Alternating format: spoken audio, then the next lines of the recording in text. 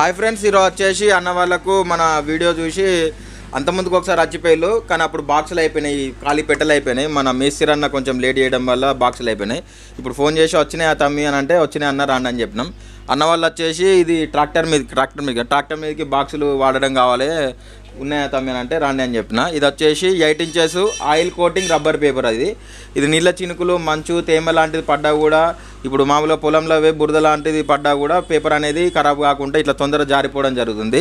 ఇది వచ్చేసి 630 రూపాయలు ఒక బాక్స్ నాకు పడడం జరుగుతుంది. నేను 70 రూపాయల లాభంతో దీన్ని 700 రూపాయలకు అమ్మడం జరుగుతుంది అన్న వాళ్ళకు.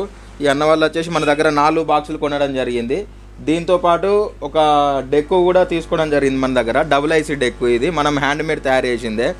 ఇది మనకు 600 పడుతుంది. ఒక 100 రూపాయల లాభంతో 700 రూపాయలకు ఈ అన్న వాళ్ళకు మనము అమ్మడం జరుగుతుంది. స్వామి ఎక్కడ స్వామి మనది? నెక్కొండ అన్న. గట్టి